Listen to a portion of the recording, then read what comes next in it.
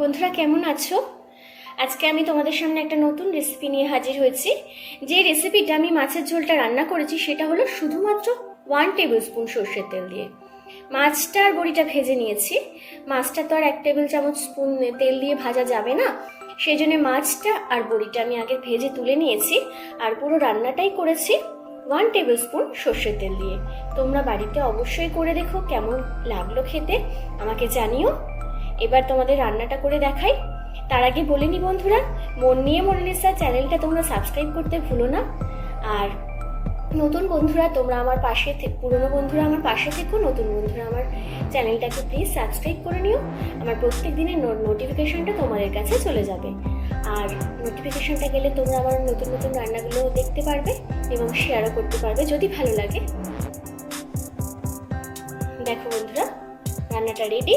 চলো এবার তোমাদের রান্নাটা শিখিয়ে দিই কিভাবে আমি রান্নাটা করেছি। আমি রান্নাঘরে চলে এসেছি।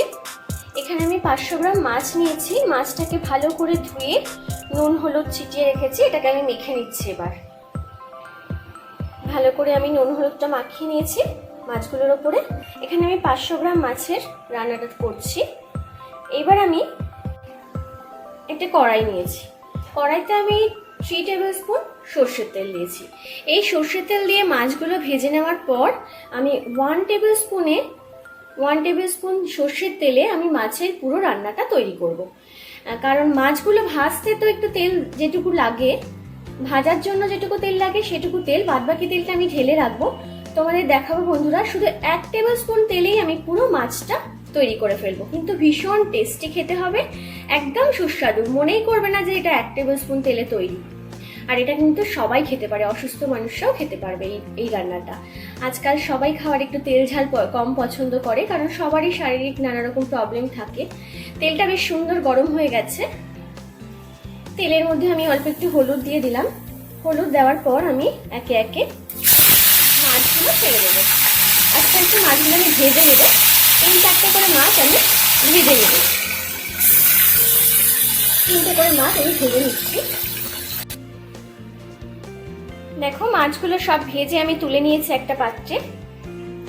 এবার মাছ ভাজার যে তেলটা ছিল, খুব সামান্য পরিমাণেই তেলটা রয়েছে, এর মধ্যে আমি একটু বড়ি ভেজে নিচ্ছি। তেল কিন্তু একদমই কমে গেছে, বেশি নেই, অল্প একটু তেল আছে। বড়িটুকু ভেজে আমি যেটুকু তেল আছে তোমাদের দেখিয়ে নিচ্ছি। বড়িটাও আমি ভেজে তুলে নিয়েছি।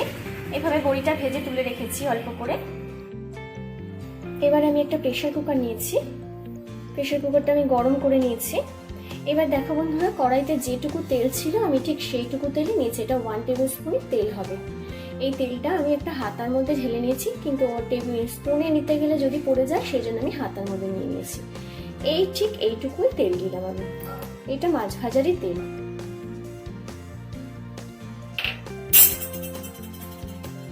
তেলটা গরম হয়ে গেছে। আমি এতে 5 ফোড়ন দিলাম।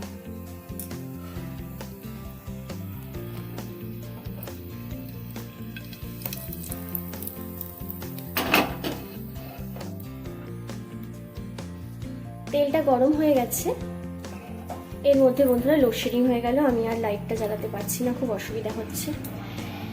এবার আমি এতে 4-5টা কাঁচা লঙ্কা হাফ করে নিয়েছি আর 2টো মিডিয়াম সাইজের পেঁয়াজ দিয়ে নিয়েছি।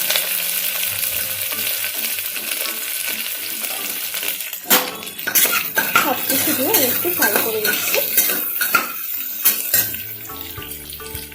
এর মধ্যে আমি দিয়ে দিলাম একটা ছোট্ট টমেটো কেটে রেখেছিলাম চৌকো করে, সেটা দিয়ে দিলাম।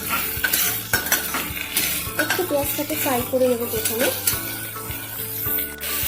পেঁয়াজটা আমি 2 মিনিট হালকা করে ভেজে নেওয়ার পর দেখো বন্ধুরা, এখানে আমি আলুগুলো বেশ লম্বা লম্বা করে কেটে নিয়েছি। এখানে 3টে ছোট সাইজের আলু আছে, খোসা ছাড়িয়ে আমি লম্বা লম্বা করে কেটে নিয়েছি। এবার আমি আলুগুলো দিয়ে দেবো।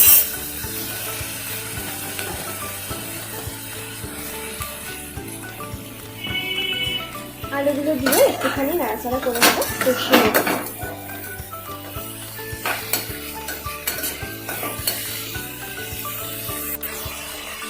আলু আলুটাকে 3 মিনিট মতো কষিয়ে নিয়েছি পেঁয়াজের সাথে।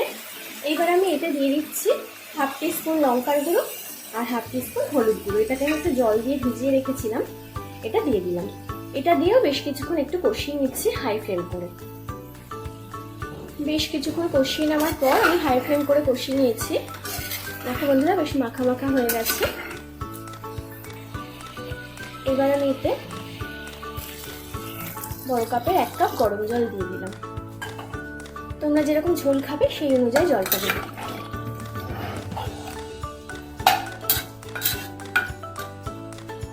দিয়ে আমি একটু জলটা গরম হবে এই ফুটতে দেব। দেখো বন্ধুরা, ঝোলটা ফুটে গেছে। এবার আমি এতে পরিমাণ অনুযায়ী নুন দিয়ে দিলাম। নুনটা দিয়ে ভালো করে মিক্স করে এবার আমি প্রেসার কুকারটা অফ করে একটা সিটি দিয়ে নেব। প্রেসার কুকারের ঢাকনাটা আমি দিয়ে দিচ্ছি, দিয়ে একটা সিটি মেরে নিচ্ছি।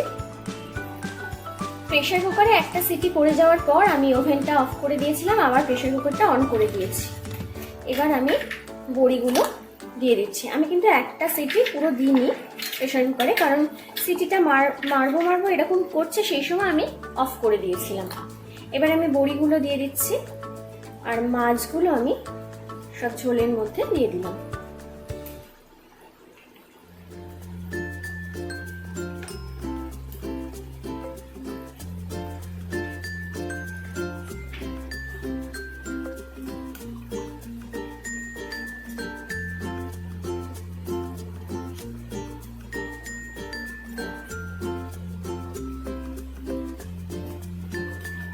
মাছগুলো ঝোলের মধ্যে ডুবিয়ে দিয়ে এবার আমি প্রেসার কুকারটা ঢাকনাটা দিয়ে দিচ্ছি। দিয়ে আমি 1 মিনিট মতো ফুটতে দেব। সিটি পড়ার আগে আমি প্রেসার কুকারটা বন্ধ করে দিচ্ছি। মাছের ঝোলটা প্রায় রেডি হয়ে গেছে। একটা সিটি মারার আগেই আমি অফ করে দিয়েছিলাম। সিটিটা বেরিয়ে যাওয়ার পর আমি প্রেসার কুকারটা লিডটা খুলেছি। এবার আমি উপর দিয়ে একটু ধনেপাতা ছড়িয়ে দিলাম, দিয়ে আমি নামিয়ে নিচ্ছি। দেখো বন্ধুরা, রান্নাটা একদম রেডি হয়ে গেছে। দেখতে কত সুন্দর হয়েছে, খেতেও কিন্তু খুব সুন্দর হয়েছে। তোমরা খেয়ে দেখো। এটা শুধুমাত্র 1 চামচ তেল দিয়েই আমি রান্নাটা করেছি, বড়ি, টমেটো আর আলু দিয়ে। সঙ্গে দিয়েছি পেঁয়াজ কুচি আর কাঁচা লঙ্কা। এই দিয়ে হয়ে গেছে চারাপোনা মাছের সুন্দর একটা রেসিপি। খুব তাড়াতাড়ি হয়ে গেছে রান্নাটা, খেতেও অসাধারণ। আর যারা স্বাস্থ্য সম্পর্কে সচেতন, তারা তো এখন সবাই তেল ঝাল মশলা সবাই একটু কমই খেতে চান, তারা এইভাবে রান্নাটা করে দেখবেন। আশা করি তাদের ভালো লাগবে। ভালো লাগলে লাইক করবেন, কমেন্ট করবেন আর সাবস্ক্রাইব করতে ভুলবেন না। সাবস্ক্রাইব করার পর পাশে যে বেল আইকনটা আসবে ওটা অবশ্যই প্রেস করবেন বন্ধুরা। আজ তাহলে আসি বন্ধুরা, আবার একটা নতুন ভিডিও নিয়ে আপনাদের সামনে হাজির হয়ে যাব।